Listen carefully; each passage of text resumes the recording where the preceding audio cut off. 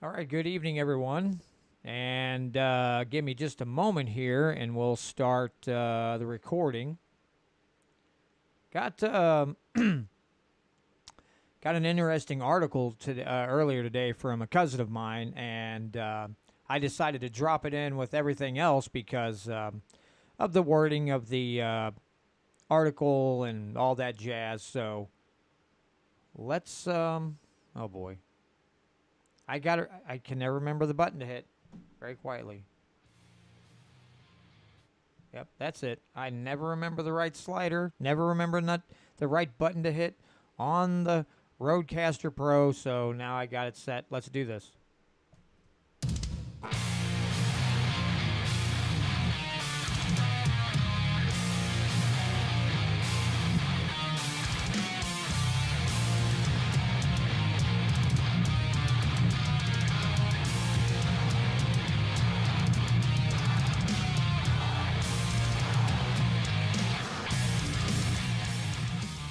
All right. And we're back for another edition of the Missouri Liberty Report. Thanks for joining me once again. And as always, a big thank you to my YouTube subscribers, my podcast subscribers, and all of those out there in Radio Land who listen every week. Greatly appreciate. I say that. I do that all the time. Appreciate everyone's support. If I could speak correctly, that would be great. All right. So. All right, folks. Well, the midterms just happened, and the results were, well, let's just put it bluntly, really disappointing. People like Susie Pollock and Casey Pemberton and a few others that we really wanted to see win did not win their primaries. Now, Susie's was pretty close. I do know that. And so what that means is, and I say this because not saying that if we had, the people that we wanted to win won, that our jobs would be over. Because maintaining freedom and liberty is not a part-time job. That's a full-time job. There's always somebody there willing to take it away. So you have to always guard your jewel of liberty. But because, people like Justin Brown won their seat again, Justin Brown, who swears up and down his mission is to water down SEPA because it's just too strict. So people like Justin need to go bye-bye, or we have to fight against people like Justin Brown. So because he said these things, I feel like everybody and their brothers should start, after the election's over, should start calling Justin Brown's office and saying, if you even sniff at that SEPA law, we're going to do everything in our power to make sure that, A, you're going to lose the next election, and we're going to make your life a living hell. Okay? That's just the way we're going to have to be right up front, and we're going to have to be ready at the drop of a hat, because Justin Brown swears up and down that he is going to water down SEPA. So, already we got to be on our toes. Okay, folks? And Jonathan and Scott are in the live stream right now. Hello and good evening, gentlemen. So, we've got our work cut out for us again. This coming legislative session. And so, yes, we are going to be fighting to get some good legislation through, but we're also going to have to put the kibosh on some bad stuff that's going to come through, or they're going to try to push through. Now, here's a couple things that, I know we're going to try to work on. And one is to try to get the members of the House of Representatives, House of Representative, yeah, only one person. I don't know where I'm sorry, my mind is dead tonight. I have had a trainee all week, and so I've literally stood around and watched this guy do everything because that's the only way they learn. Well, I'm not doing the motions myself, so I'm standing or I'm sitting or it's, and then you get tired, you get brain dead because you're not having to use your brain, really. And so I've had a full week of that, and now it's Friday, and my brain's like, okay, all right, time to shut down. Not quite yet. Got a podcast to get through, then we'll get her done. But anyway, we know and Ganai makes a good point. We have no recourse for these tyrannical members in our General Assembly. Yeah, we can't recall them. Our only option is to try like heck to make sure they don't get reelected. But because they're establishment and a lot of them are incumbents, as we just saw in this last election, very hard to get rid of them. Very, very difficult to get rid of them. So, that's one of the things that maybe we need to work on. Also, changing the rules on the House floor so that, right now, two people, the House Majority Leader and the Speaker, pretty much have their choice of what bills are going to hit the floor and which ones just sit on a calendar and nothing happens. And so I know there's several reps that said, heck yeah, let's change the rules on the House floor. Like when I interviewed Cherie Reich, she said absolutely we should let these bills hit the floor, be debated, and if they die there, they die there. If they move on, they move on. But everybody's legislation gets a shot. Again, when you have the three most popular bills in the state of Missouri sit there on a calendar, either the formal or informal calendar, and Plocker the blocker won't push them, won't allow them on the floor for debate and a vote and everything else, that's a problem. Because one guy is choosing what legislation moves on to the floor.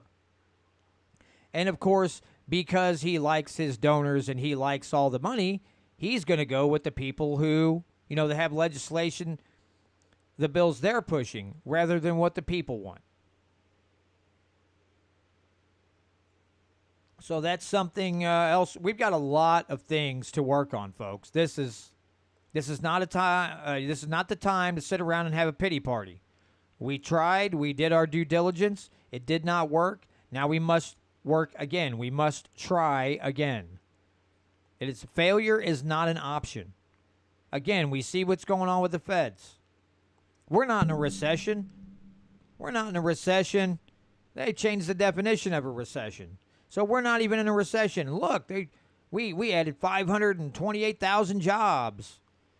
Most of those, of course, are people getting second and third jobs because inflation is so bad they can't afford to live off just one or two paychecks. Now they got 3 or 4 paychecks.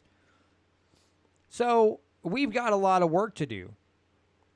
And again, the 10th Amendment is where it's at, okay?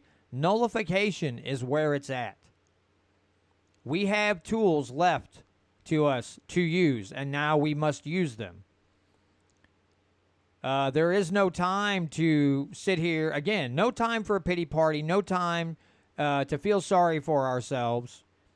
We proved that we can keep bad legislation from getting through. House Joint Resolution 79 being an example from the last session. We proved that we can kill items like this on the floor, whether it be in the House or the Senate. We've proven that. So now we have more work to do. We have, some sound money bills. Let's see, we've got rule changes on the House floor. We need to continue to work on the Stand Your Ground Enhancement Act, maybe eliminating sales tax from groceries and things of that nature. I forgot and more medical freedom in the state of Missouri as well. So that was, those were the 3 most popular bills. We can continue to work on those. And then, yes, it is too easy to change the state constitution, but the House Joint Resolution was going, just like government does, way too far. We can do this with a more common sense approach and fix the issue, but still allowing people the chance to put something on the ballot, especially when our representatives aren't listening to us and aren't working for us anymore. We have those tools available to us. We need to use those tools. and try to prevent this broken system from just bashing us into the ground. Again, we see what the feds are doing. They want to print more money. They want to print more money. They want to give tax credits. And they want to act like all this money just comes out of thin air. And it doesn't affect the power of the dollar. It doesn't affect the value of the dollar at all. No, no, no, no, no, no, no. And again, I asked the question. This new, these economists are coming out of the woodwork now saying debt is not a problem. Debt is not a problem. No problem. Debt's, okay, loads and loads of debt's okay. Okay? Then I ask you this. When can we stop paying a federal income tax? If the debt is not an issue and the feds spend more than what they bring in on tax revenue, then maybe we shouldn't be paying an income tax anymore, especially at the federal level. It'd be great to eliminate the state income tax as well, but maybe we should eliminate both. If debt is no longer an issue, why are we still paying? And the answer to the question is because we're slaves to a central banking system. And, you know, with gun laws they're trying to push and everything else, we have got to get this state in order. We have got to get the state to stop being so reliant on federal funds, to be fiscally sound, to not have a bloated budget, and the like. And so, you know, we have people... we have people, you know, they had a teacher recruitment and retention blue ribbon commission in Jeff City on August the 3rd, and they were trying to figure out why they can't hold on to teachers. Okay? Can't keep teachers, and they're saying, well, it's the educators recounted teachers having to take on second jobs to get by on low salaries. Now, I looked up the number the other day, okay, on what the budget is in the state of Missouri for education. $8 billion. $8 billion is what our state has in the budget for education.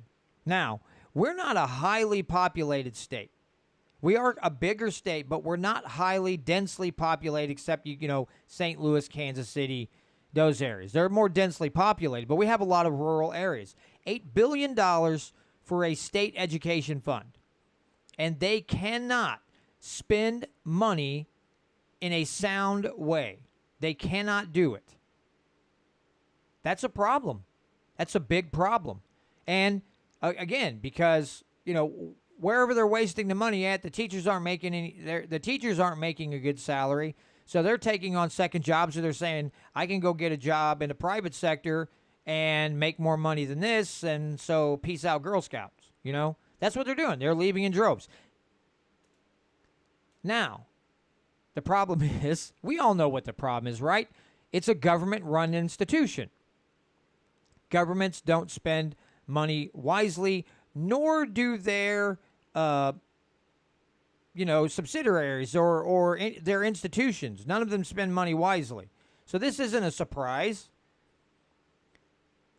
And we're also, you know, again, with inflation the way it is right now, I mean, here in Owensville, they're looking for bus drivers like crazy. They can't pay their bus drivers a lot, so they're losing them like mad. Okay? They're losing them like crazy, and they're constantly looking for bus drivers because the pay is low. It's a part-time job. And in this economy, you can't really survive on a part-time job. Now, I'm going to say, my point here is, excuse me, yeah, we have a problem. We have a problem with inflation. We have a problem with spending in education, all these things. Now is the time, because we see the feds, they're not listening to anybody. They're not using logic and reason to solve a problem. They're getting themselves more involved. So as a state, we have to figure out how to solve this issue within the state without robbing people of more of their taxpayer funds. I'm not saying it's an easy solution, but there are solutions to this issue. Okay? There are solutions to this problem. Now, it's going to be a tough row to hoe. I get that. But depending on more money from the feds or more money from the state is going to clearly is not working, right? It's clearly not doing any good to to depend on the government to bring increased salary, because that's coming from taxpayer funds, right? It's coming from taxpayer funds. So you pull more money from the taxpayers, or you print more money out of thin air. The money's worth less, and it's just this cyclical thing, okay? It's just a vicious cycle. It's not going to work. Clearly, we need a different answer, and the answer is privatizing education, getting government out of education. Now, here's just one of the reasons, right? We've got horrible spending,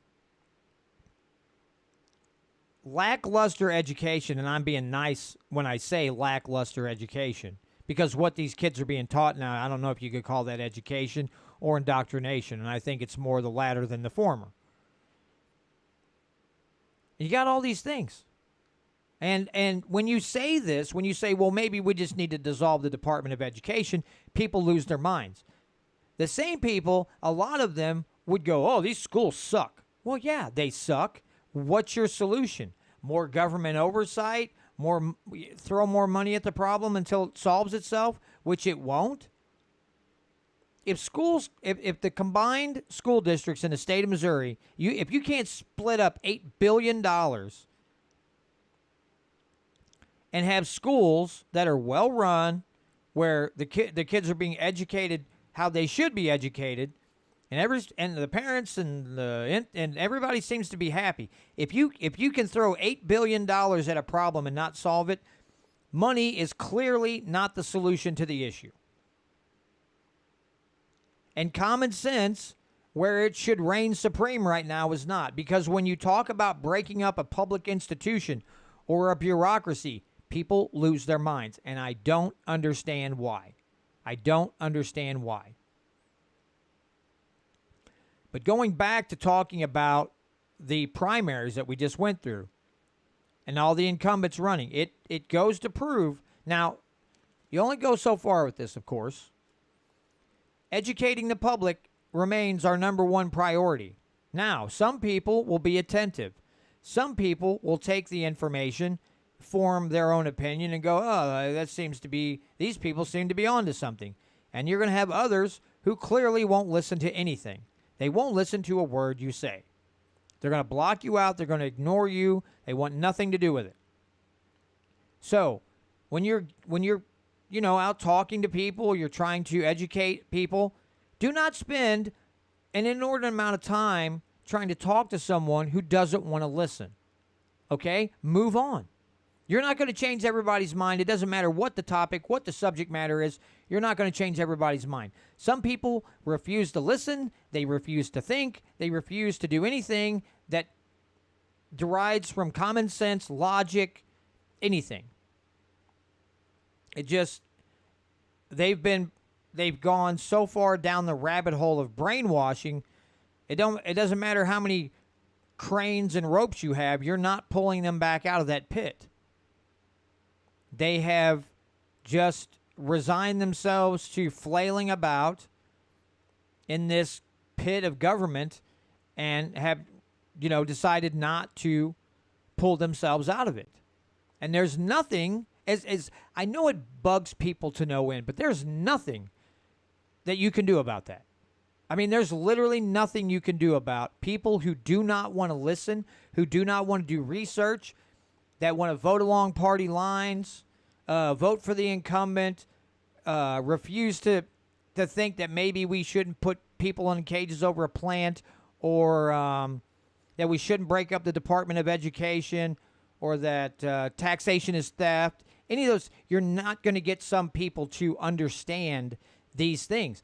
And those are people you just move on from. Now, I'm not saying you just ignore them and throw trash at them and things like that. I'm just saying, if you're trying to educate the public, some people will be receptive, others will not. Some people have to learn the hard way. and you move on and you talk to the people who are more receptive. We cannot spend our time trying to educate people who do not want to listen, who do not want to research.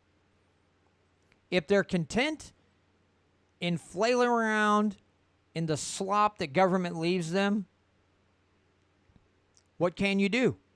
You don't want to be tyrannical. You don't want to become a tyrant and say, well, you can't slop around in that mud anymore. You get out and you can't do that. If you want to live in a free society, you can't force others to do what they don't want to do. If they're not hurting anybody else by rolling around in government slop, well, there's nothing you can do. You move on. You go to the next person. You go to the next party. But that's just it. That's what we have to do. And believe me, I know from personal experience, try to talk to people. Some people are receptive. You can see the wheels turning. Other people shut you out. They might be hearing you, but they're not listening. And you can tell by their reaction. You judge human behavior a little bit. You can kind of see that what you're saying to them, they don't care, or B, they don't believe you, and you just go, oh, okay, well, that's fine. End the conversation and move along. And on my journey to understanding that government is not the savior and they shouldn't be regulating things, and freedom is actually a really good thing, I've had to learn that as I have interacted with people after having my mind turned 180 and going down a rabbit hole and reading books and watching documentaries and then talking to others about it. You can see some people are receptive and some are not. And some people will literally stop talking to you because they think you're a kook. Deal with it and move on. Seriously, deal with it and just go on and talk to the next person. Do not entrench yourself with talking to people who don't care. And that's it. So this is a rather lengthy article that I'm going to go through. My cousin Scott Wiggins sent me to this. So Scott, thank you for sending me this. He sent it to me earlier today, and I'm like, hey, this is kind of interesting. Now, the guy's full of crap, but I still found it like a good topic because beginning of the show, we're talking about SEPA.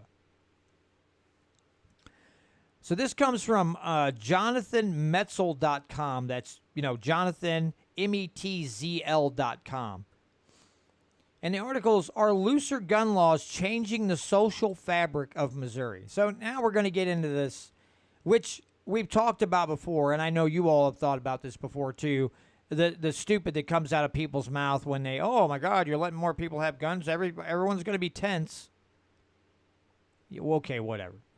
Some people might, but not the whole, not 50% of the state. So anyway, the article, it starts out, Missouri is poised to become the largest state to allow guns, or the latest state to allow guns into college classrooms. The Republican-led state Senate is currently finalizing deliberations on a bill that, if passed, would remove restrictions on carrying concealed weapons on college campuses statewide. The specter, I love the wording here, the specter of loaded firearms in college classrooms raises particular concerns in no small part because the dynamics of learning often depend on professors challenging students to step beyond their comfort zones. Let's just pause right here. Okay, let's just pause for 1 second right here, right? Already they're insinuating that because people are uncomfortable and they're taken out of their comfort zones by their professors, what? They're just going to start shooting people. That's what the insinuation is there, folks. But it goes on. But beneath these concerns lies a broader question. Do guns change the way that people engage with each other? Scholars who research guns and gun violence, myself included, often track the impact of guns through homicide and injury rates. But the impact of guns on everyday interactions and instances when guns are neither drawn nor discharged remains a largely unstudied topic. So I decided to talk to people about it. I'm a native Missourian, and I went back home for research as part of a book project about guns in everyday life. Last month, I interviewed 50 people, including everyday citizens, religious and political leaders, and gun violence prevention advocates in Kansas City, Columbia, and St. Louis. Let's pause there. Where did he go? Three of the most liberal cities in Missouri: St. Louis, Kansas City, and Columbia. And let's face it, folks, you knew that was coming. He's putting a slant on the info, okay?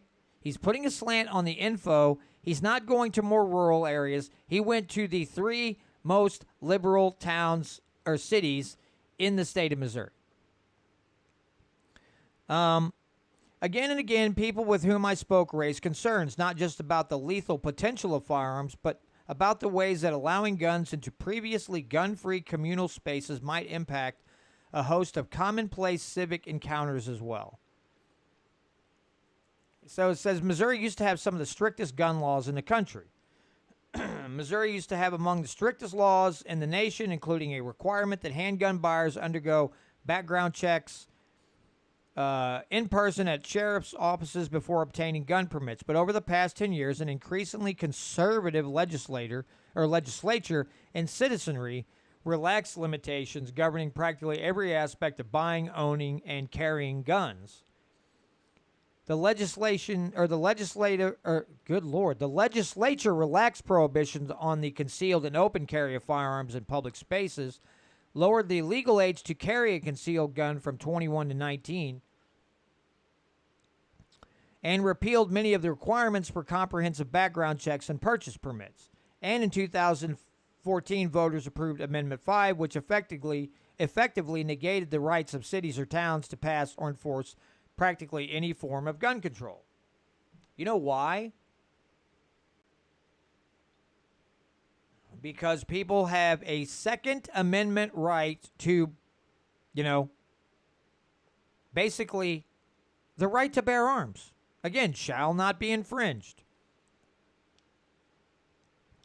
That's why we passed it, because we like our gun. We like to be able to own firearms, as is constitutionally guaranteed, as a natural right of protection. So it's a natural experiment. What follows was a state of affairs that the New York Times, of course, has described as a natural experiment testing whether more guns led to more safety and less crime. Instead, according to research, the opposite occurred, inasmuch as gun deaths soared when it became easier for people to buy and carry firearms. Yeah, you know what? St. Louis has a horrific homicide rate. But guess what? It's not done by legal firearms owners. Okay? It's not. These crimes are not being perpetrated by legal citizens who are just carrying to protect themselves. Now, they might shoot someone in an act of self-defense. St. Louis has had a horrible crime rate for years. This gun law, these freeing up gun laws and being able to retain the right to keep and bear arms has nothing to do with what's going on in St. Louis, Kansas City, even in Columbia. This is where the twist comes in. They're going to try to link higher crime rates, keyword crime rates, with more people either concealed carrying or open carrying firearms. But how many times do you just hear about a shooting in St. Louis? Like if you live in my direction, you hear a lot about shootings in St. Louis. Or if you live closer to Kansas City or Columbia, you're going to hear about that. How many times you say, well, this just average citizen just decided to pull out his gun and blow somebody's brains out? Or is it a gang-related shooting or a drive-by shooting or a burglary or a robbery or what do they call that? Just kicking in someone's door. Is that the case? Because that's not legal crime. And law-abiding citizens who, use their Second Amendment right to carry firearms around, the overwhelming majority of them never want to use that firearm. They're not going to draw it out and wave it around like an idiot. They don't do it. Besides the fact, you know what You know the way that most criminals carry a gun? Guess what? They conceal it.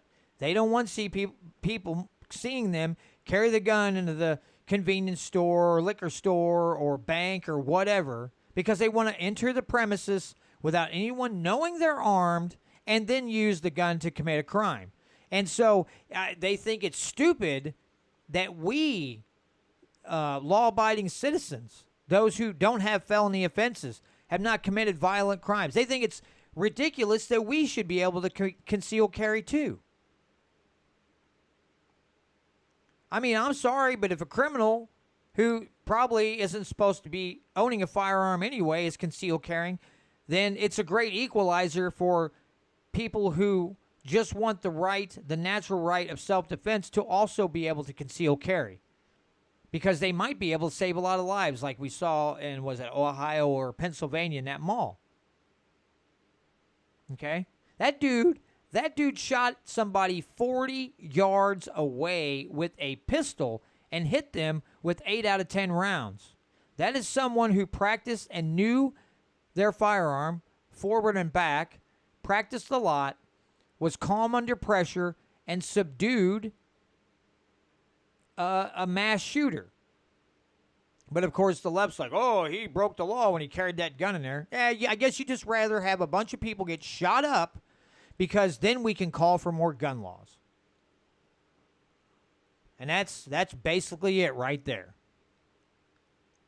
Let me see. A team of researchers led by Daniel Webster, director of the Johns Hopkins Center for Gun Policy and Research, analyzed extensive crime data from Missouri and found that the state's 2007 repeal of in-permit to purchase handgun law was associated with a 25% increase in firearm homicide rates between 2008 and 2014. The Missouri gun homicide rates rose to 47% higher than the national average. Now, again, homicide rate rose 25%. Criminals are not going to the... I can't believe I have to explain this. Criminals, again, the crime rate in St. Louis has climbed. It was climbing before this, and it's going to continue to climb. It wouldn't matter what gun law you put into place. St. Louis's gun crimes and homicides are going to continue to climb until these liberal idiots decide that they actually want to clean up crime and not boot people, imprison people for nonviolent crimes and kick others to the curb who should see some jail time. Until that happens, until the people in St. Louis wake up and stop voting for idiot liberals, the crime rate's going to continue to rise. That's just the nature of the beast. Look at all these big cities. They're run by liberals. What are the crime rates like right now? Especially what we just went through with COVID and now inflation. You have a lot of desperate people. What are they saying? Oh, we need more gun laws. Yes, because criminals always follow the law. Again, I can't believe I have to say this, but some people just, it doesn't register upstairs. The cheese fell off their cracker a long time ago. It says Missouri's startling rates of gun death made national news at the same time. Many people with whom I spoke, and particularly people who did not support recent legislative developments, suggested that loosening gun laws also forced non-armed citizens to adapt in ways that range from acceptance to anxiety to avoidance. Now here we go with the big thing, right? Heightening racial tensions. For instance, a number of African Americans I interviewed worried that guns heightened racial tensions.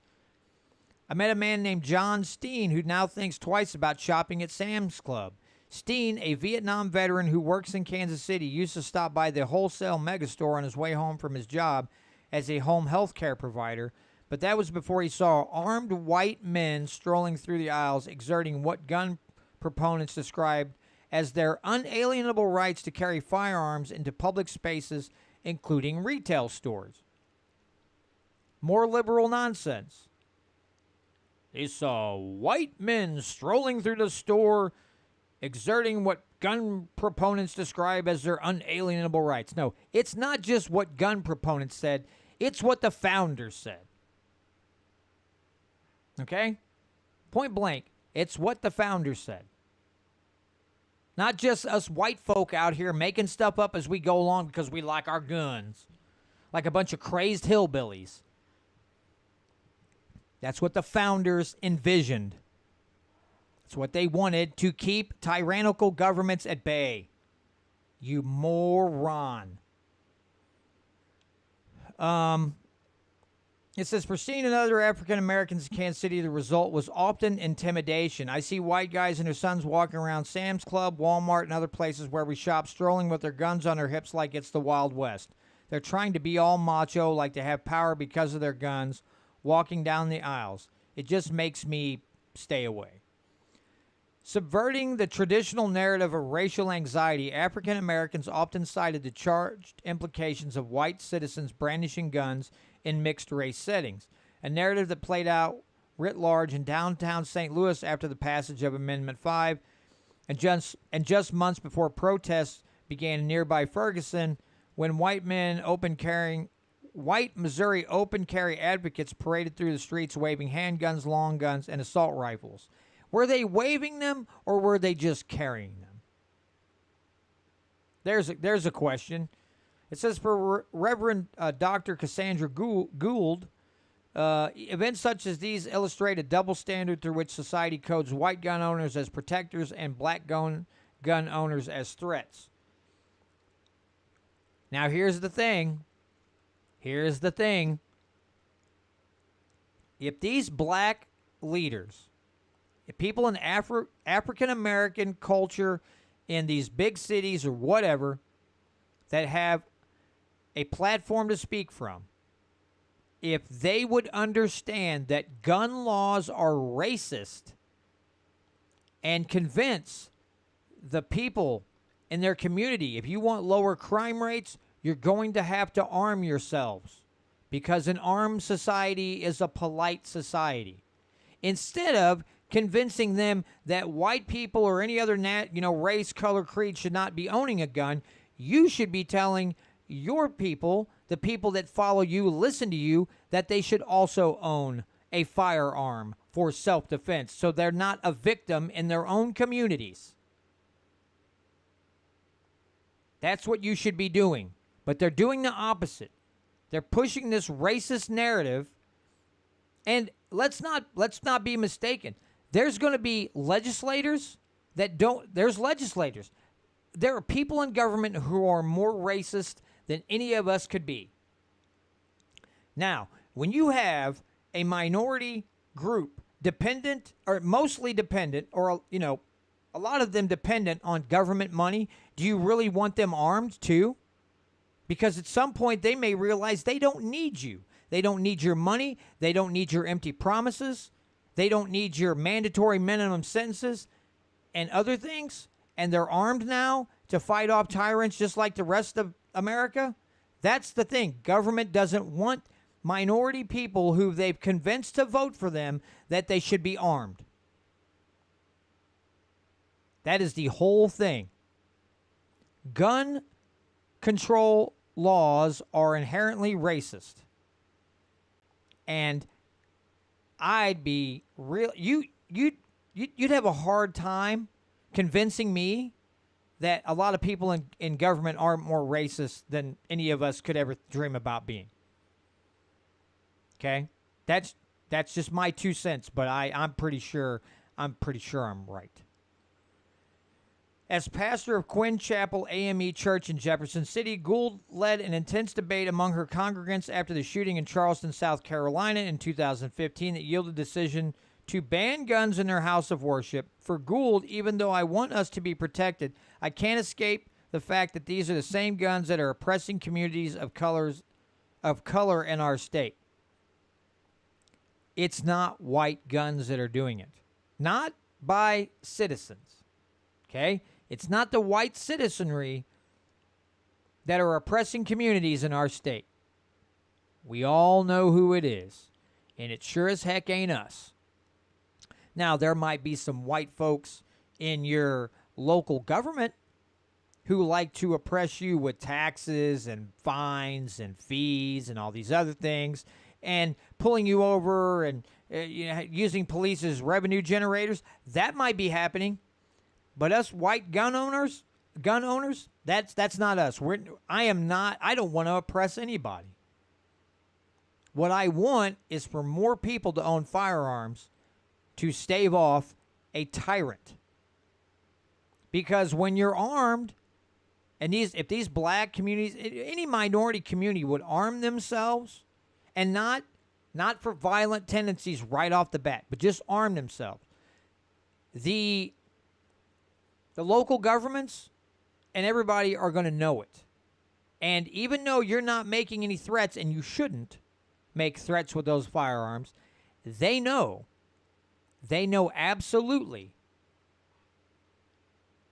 that an armed populace is harder to take over, harder to stomp on, all those things. I'm just saying. An armed society is a polite society. Let's see. Here we go. Accidental shootings are up. The complexities of parenting in a milieu surrounded by firearms emerged as another theme. In Missouri, there are now virtually no remaining laws governing gun safety or storage, and the state now leads the nation in accidental shootings by toddlers, instances where young children find unlocked guns and accidentally discharge them.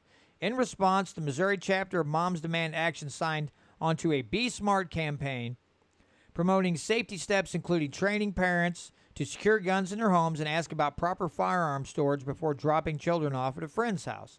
As Becky Morgan, Missouri chapter lead for Moms, puts it when we spoke, this is a new step the parents are taking to look out for our children's safety. We already ask about food allergies, pet allergies, and pools. Now we ask if firearms are in the home and are they stored properly out of the children's reach. Yeah, and Voodoo Queen says what we were talking about earlier. It would clean up the crime areas if more people were armed. Now, yes, there have been little kids picking up guns, either shooting themselves, shooting another kid, or whatever. It doesn't matter how much money government throws at this for training the parents. If you own a gun, it's safety first. If you have little kids, you don't put that gun within reach of a little kid. That's just point blank truth. That's common sense.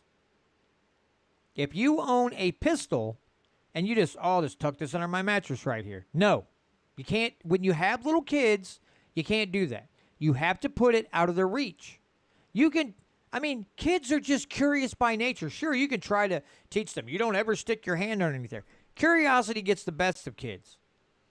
And how many of these stories where kids are just left alone by themselves, too young to be left alone by themselves, have been left alone by themselves, and that's when these accidents happen. Not when the parents are at home, they're out, and they leave their kids there. How many times has that happened? Again, I can't believe I have to even discuss this. Unfortunately, I do. Let's see. Oh, here we go. This is great. Is it continuing right on here? I've seen people with guns in their belts at the supermarket, a Columbia parent named Megan White added. It makes me reconsider bringing my kids on shopping trips. Caution surrounds a host of everyday interactions as well. Consultant Jeff Fromm thinks about armed motorists when he drives to and from work in downtown Kansas City. I try not to drive too close to other cars on the highway or pass in front of anyone at a stoplight. Road rage takes on a whole new meaning when you don't know who's going to be armed. Oh boy. But this thought process, this line of thinking with this is unavoidable. This much freedom is uncomfortable to certain people, and we are never going to get away from that, ever. Never going to get away from people being super uncomfortable because you're so free. Real freedom is uncomfortable because your decisions, good or bad, the repercussions of those decisions fall on your shoulders. There's no bailout. There's no government bureaucracy waiting to catch you there and give you some money to take care of you. You have to deal with the consequences of your actions. That's common sense. But society as a whole today has been brainwashed into thinking, well, there's a government program for that. There's a government program for that. And because there are some irresponsible people out there, we just have to create new laws and new laws and new laws and new laws and come up with these different things. It doesn't solve the issue because government can't solve problems. Let's see. Thoughts about gun proliferation even impacting exchanges in the halls of power that passed gun legislation in the first place. Democratic Missouri State Representative Stacey Newman worries that many legislators and their staff carry concealed weapons during heated debates on the floor. With new laws, Capitol Security can no longer ask lawmakers to check their firearms at the door. And I often find it quite unnerving that the people I'm working with or arguing against might well be carrying secret guns during our legislative sessions. To be sure, notions of an armed society are precisely what many pro-gun rights Missourians and legislators envision and support. John L., an advertising consultant who asked that his last name not be used, told me that he appreciates being able to carry a concealed firearm when he visits printing factories and other work sites. I've been robbed before, he explained. The thought that I can carry a gun just makes me feel safer. Linda Hopkins, owner of Smokin' Guns Barbecue in North Kansas City, told me she welcomes customers who can carry concealed weapons and feels far more angered by food prices and intrusive government regulations. Hey, Grant made it. It's good to see you, buddy. For these and other reasons, Guns and Ammo magazine recently cited Missouri as ahead of the curve when it comes to gun rights and a top state for gun owners, thanks in large part to legislation allowing concealed carry. But a number of Missourians with whom I spoke felt otherwise. Their concerns seemed to provide a broader context for questions of civic engagement, power relations, and conflict resolution that lie at the core of debates about allowing guns into college classrooms. And more broadly, the experiences of Missourians suggest a need for more research into ways that allowing guns into the public sphere might impact otherwise quotidian social interactions. Newman, the state representative, particularly worries about the effect that guns will have on the psyches of our children who go to college to learn and grow in a safe environment and instead may soon encounter classrooms where guns and armed confrontations remain constant possibilities. For Newman, the issue hit home when her daughter enrolled in grad school at the University of Missouri in Kansas City. As a parent, this is my worst nightmare. Meanwhile, Steam, the home health provider, has seen enough of guns in his lifetime. I was in Vietnam with the U.S. military. I saw what it means to draw a gun and shoot another person. It's devastating. Trust me, most of these people have no idea. I'm going to say, yeah, I would say that some people don't have an idea, and I would say to you that most people wouldn't. Again, I just stated this. Almost all legal gun owners never want to ever think about and hope to God they never have to draw their gun on another human being. Almost every law-abiding gun owner just never wants to think about taking another person's life. It doesn't matter what we do. Some people, because of brainwashing or other things, are just going to be scared of us simply because we decide to conceal carry a gun into a store. And if we print a little bit when we're carrying and they see that and they see it's an outline of gun, they automatically get nervous. And that's because those people pay too much attention to the television and politicians who have put the fear into them that if you see a person with a gun, you better be careful. Again, law-abiding gun owners, yeah, they might print a little bit, but you know what you won't see them do? You won't see them fiddling with the gun. You won't see them doing anything. They're going to act like that thing's not even there, and they're going to go about their business. Now, you do have some show-offs. I'm not going to say you don't. Those people should think twice. It's like there are a few gun owners, it's like they try to make people around them uncomfortable. And there are a few that do act macho. For the most part, they don't. And I mean for the large majority of them, they do not want attention drawn to that firearm that they're concealed carrying. They do not want to scare others around them. They're carrying it to protect themselves and the people around them. If they're in Walmart or Sam's Club or Target or wherever, they're carrying it for protection. People need to understand that person may very well be able to protect them if someone comes in and has harmful intent. Going to commit a crime, maybe hold up the joint, or maybe just start shooting at people. I mean, what? Again, because this is the thing. This just goes back to this woke crap we're going through right now. Because some people get uncomfortable, you shouldn't have a right to do these things. Again, freedom is very uncomfortable. Real freedom is uncomfortable. Because, again, the choices you make, the consequences fall squarely on your shoulders. There's no civil rights group or some politician out there that's going to go to bat for you and make sure you don't, take a fiscal hit or financial hit because you did something dumb. You have to deal with the consequences. But, God almighty. I didn't have a bad day until I read this, and I was just like, whew. This is, again, we weren't a quarter way in the article, and he's like, I went to St. Louis, Columbia, and Kansas City and talked to people about guns. Well, there, Captain Chaos, what did you think they were going to say? If you went into a city full of liberals, did you think they were going to be like, I love guns, I hope everybody has 3 on them at all times? Like, is that what you expected? Because that's not what I would expect. But that's because I have more than 2 brain cells to rub together, and I know how these people think. Any of us that love liberty know how loony liberals think. And it is not within the realm of logic and common sense.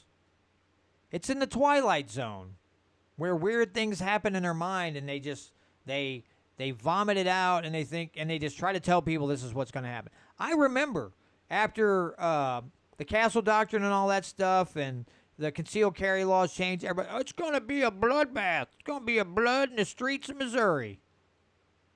Again, the only places you find that, St. Louis, Kansas City, and some of these states, or some of these cities that are run by liberals. A lot of desperate people live in metropolitan areas. You got gangs, you got all this stuff. There's blood in the streets already in St. Louis. I don't know why allowing, law-abiding citizens to conceal carry is going to, what did you think? You think literally they have to run a street sweeper every morning because there's just blood everywhere? Because law-abiding citizens come out of their houses at 2 o'clock in the morning and see somebody driving by and they just blow them away because their exhaust is too loud?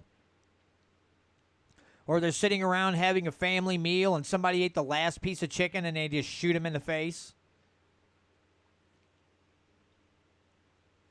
I mean, come on. Listen, man. Listen.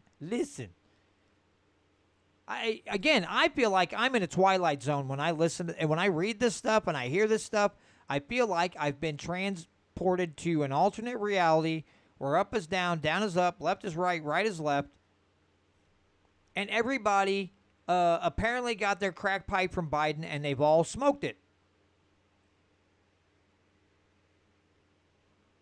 And fried their brains. I don't know how else to explain it. Listen, I may not be the best at describing things. This is how my brain works. This is how I describe to you what I'm feeling. Very just classic terms of crackheads and idiots and morons and jack wagons and anything else. Any other words I can come up with that are radio friendly. You know, that's just me. But yeah, folks, this is we're going to continue to hear this. And now, again, if the likes of Justin Brown and some of these other twerps are going to be like, we're going to water down SEPA, this is the stuff they're going to use. People are afraid to go to the store when they see someone concealed carrying. Go to a different store. You know, again, this is me. If I go into a place and I'm looking around and I'm not carrying that day, but I see somebody else carrying, I'm like, well, there's a good guy. And I just walk on. I mean, if the shirt comes up a little bit, I'm like, oh, I wonder what kind of gun he's got. That's it. I don't go, and start freaking out. I'm just like, oh, guy's concealed carrying. Cool. And I walk on.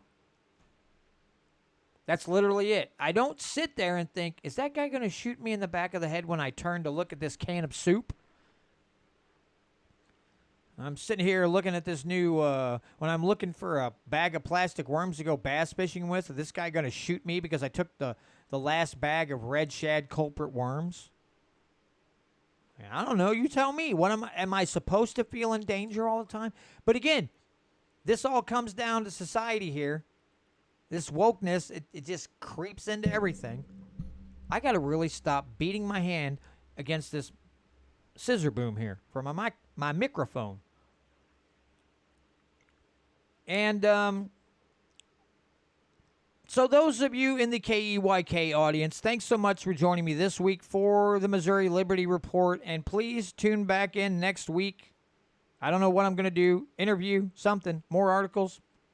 But have a great week, everybody, and we'll see you next week.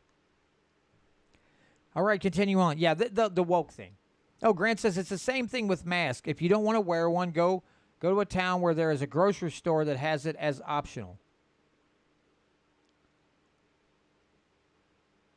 I mean, because I hate masks. I hated the whole mask thing the whole time. And I just didn't wear one. We went into Walmart, we didn't wear it. We went into other stores, we didn't wear it. That's just the way it was. And I was like, oh, hey, we walked through. And we didn't really get the business from anybody. But, if you don't want to shop where someone has guns, yeah, go to a store where it's posted. No firearms allowed, go in there. It's just, you got to understand that your increased risk of being involved in a crime there, rather than a store that allows you to carry, your chances go up. That's a risk, but that's your risk. That's the risk that you have to be willing to take. Because I don't want to take that chance. I'd rather know that there's armed people around to take care of the business if something go down. You know what I'm saying? You smell what I'm barbecuing. You're picking up what I'm putting down. But yeah, it's just, it's a little disconcerting. It's a little disheartening when you see these. I should be used to it. These goofballs in their articles about, oh my God, everyone's going to die if you allow concealed carry. Like, just calm down. Calm down. Here's another little bit of interesting piece here. So, and this goes below the state level. This goes to your local government. Grant says he definitely feels safe at church. Now, Grant, I don't want to get you in trouble, but are you saying that people are carrying at your church? Because if they do, you don't even have to answer that. But if you do, that's awesome. So in Independence, Missouri, pension padding among city staff could cost Independence taxpayers tens of millions. It says city overtime isn't a one-time payment. So city staff members who pad their pensions by working overtime are costing taxpayers of Independence potentially tens of millions of dollars. Dan Nelson, hired by Independence to investigate overtime within the police department, found the city has a widespread problem of unregulated overtime. Nelson said during his investigation, city staff admitted they work overtime as a strategy to bolster their retirement. People weren't hiding that we were trying to get as much overtime as they could while working their high threes. High threes, how pensions work in Independence. Independence uses the Missouri loggers program to provide city staff with a pension. The three highest earning years over the last decade of employment determines how much an employee pension will be, which Nelson said incentivizes staff to work large amounts of overtime during those years. Yeah. Again, you got to pay attention to what your city government's doing, especially with their employees. Owensville, we had a big problem until a group of concerned citizens took out like a full page. I remember it was a half page or a full page in the paper and said, hey, look at everything that the city's giving to their employees. And it was like Carhartt coats and boots, paying the whole family's insurance, on and on. It was costing the city buku bucks. They plastered that in the paper, and you want to talk about a bunch of PO'd people at city council meetings. That stuff came to a grinding halt real fast. But if they hadn't got in there, dug in, and found out, that would have went on and on and on and on and on. But people started to realize that something smelled fishy in the city of Owensville, and they took it upon themselves to investigate. But yeah, when you incentivize overtime to get a higher pension, people are going to take advantage of that. They want their three highest years of that last decade. That's what they want, a nice pension but it's taxpayer money. So the taxpayers are paying that overtime, and then when the pension rolls around, they're paying that too. And that's a problem. Ganai says, I don't like the idea of getting permission from the government to carry a firearm. Well, I'm with you there, brother. I don't think a lot of people who, again, are law-abiding citizens like the idea that they have to ask their government permission to carry a firearm. But, honestly, if you don't want to do that, then don't live in New York, Illinois, California, and some of these other states. Come to a safer gun state like Missouri. We got the best SAPA law in the country. We got the only one like it. Just saying, if you want a nice, safe state to live in and you don't want to worry about your gun rights being infringed on by with local police colluding with federal agencies, come to Missouri. Help us get more free than we are right now, because God knows we still need help, folks. We still need help. We need more volunteers. We need people blowing up the phones in Jeff City. Heck, we need people driving up to Jeff City, visiting the representatives and saying, hey, what are you doing? Were you drinking last night? Why did you back this stupid law? What's your problem? Somebody peeing your Wheaties? What's the deal here, buddy? And that's why I started out the show the way I did. Saying that, the primaries didn't turn out well. We have a lot of work in store for us, and we need more people to get involved. Missouri Freedom Initiative, Patrick, and people like Patrick, Voodoo Queen, Grant, Ganai, Mad Mom, Anon, Gary Ride, BH, Caleb, Casey Rich, all these people. We need your help. They need your help. We need more people to participate. Again, SAPA was an 8-year battle, but because of people like them, they got it done. And the more people we get, the more volunteers we get, the more phone calls, the more emails written, everything. That really, really forces the issues with our state representatives. I have seen it in action myself. This is not something that I'm saying as some kind of paid consultant for the Missouri Freedom Initiative. I have experienced myself, and it is amazing. So anybody out there in the state of Missouri, if you're listening in another state, form alliances. Put the pressure on your state representatives to do the right thing. It is something that you will never regret. You may not win every battle. You're going to win some and you're going to lose some. But when you win one, it just reinforces that drive to do it again and again and again. And you're going to see results. I mean, California is probably lost. Illinois, New York, that's probably a lost cause. But a lot of these other states, you can make a difference. You can make a dent in these things. And Grant says we can make SAPA stronger. And I wholeheartedly hope we do.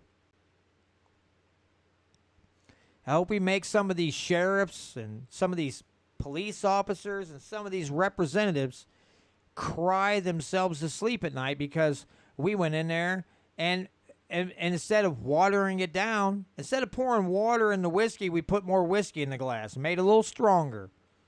Ooh, it burns going down, but dang, does it feel good. I'm just saying. Just saying. All right, folks, so that's pretty much going to do it for this week. I knew I wasn't going to be able to go as long as I have the last several weeks, hour and a half, 2 hours. But again, primaries didn't go well. We got a lot of work to do. We're looking for more help always. The more people we can get in these grassroots movements, if I could speak, if I could add an S at the end of the word where I'm supposed to, it sure would help. And it just makes the ball roll a little faster and a little faster, and we get things done a little quicker. But it's not just in the state houses. We have to start educating people better. We have to let them know who true free-loving candidates are in the primary and in the November elections. Whether it's in your city, your county, or your state. We could do better. We need to do better. And, at the end of the day, there's only so much you can do. But if you put your full faith and effort into it, I think, and you haven't joined us before, and you start, I think you're going to be pleasantly surprised by some of the things that you see. And you truly understand that at this time, in this state, you still have the power with a phone call and emails and visits to the Capitol. You still have the ability to persuade your lawmakers to do the right thing. And I'll leave it at that. Okay? So tomorrow night, for those of you who, most of you watching the live stream are involved with the Missouri Freedom Initiative, but anybody that catches this, tomorrow night, which is August 6th, at around 6 o'clock, I believe Patrick will be live streaming from Robert Smith's campaign event. Jesse Rude, myself, Patrick Holland, and Tom Martz will all be speaking at Patrick's event, and I do believe Robert's event. Patrick said he's going to live stream it, so that's just added pressure on me because I'm not a public speaker, and he told me that, and I was like, yeah, no pressure. Yeah, I'll just deflate like an old balloon. I need to learn how to do this. I need to get public speaking down and get it, just add it to my forte. It may come in handy later, who knows. But I will be speaking on my journey from where I began politically to where I am now and the different things I went through and some of the books and the documentaries and everything else. That's going to be that's what I'm going to speak about tomorrow night, and then August 28th in Troy, Missouri for Catherine Drayer's campaign event. I will also be speaking on the same thing. So I don't even have to I don't have to even write another second speech. I can just use the notes again, which makes it great on me because, again, not a public speaker. And I'm not freaked out right now, but about 5 minutes before I start talking, I'm going to be as nervous as a cat in a room full of rocking chairs, I can tell you that. But anyway, everybody, subscribers to the YouTube channel, on the podcast side, or those who listen on the radio. Again, like I say every week, thanks so much for joining me. Thanks for your continued support. We'll see you all next week with some articles, unless I can gauge some. I might have Casey Pemberton on. He would like to be a guest every so often. So maybe I'll see if Casey's free and have him on. And we can talk about his campaign and things that we're going to work towards in Missouri in the next legislative session. So maybe I'll see if I can get that worked out. But anyway, thanks again to you all. And 6 o'clock tomorrow night, if you can get to YouTube, go look up the Missouri Freedom Initiative and watch the live stream from Robert E. Smith's campaign event tomorrow night. Maybe you can sit there at your desk or on your phone or whatever, and you can just laugh at me while I stutter and stammer in front of a group of people that I don't, for the most part, know. But that's going to do it this week, everybody. Have a great weekend. Have a safe weekend, and we'll see you next Friday. And, of course, thanks to you all who take part in the live stream every week. Greatly appreciate each and every one of you. Warrior Class 3, Ganai, Grant, Voodoo Queen, Jonathan Ashley, Mad Mom Anon. Appreciate all of you, each and every one of you, of course. And, yeah, like I said, I'll probably try to have Casey on next week. And then I got to start looking for people from other groups to try to get on and fill slots, because interviews are way more fun for me, and I know they're more informative and fun for you all, so that's what I'm going to try to do. But anyway, have a great weekend, you guys. Yeah, Voodoo Queen, we'll see you tomorrow night. You'll be watching on the live stream, what have you. So cross your fingers for me, say a prayer, whatever you do. Wish me luck, because, again, not used to public speaking, and I'm not so worried about how I look. I just don't want to make Robert look like an idiot. I don't care about how I look. I just don't want to I don't want Robert going, I could have chose somebody different than that. So that's all I'm hoping for. If Robert comes out on the good end, I'm perfectly happy. So anyway, we'll see you all next week.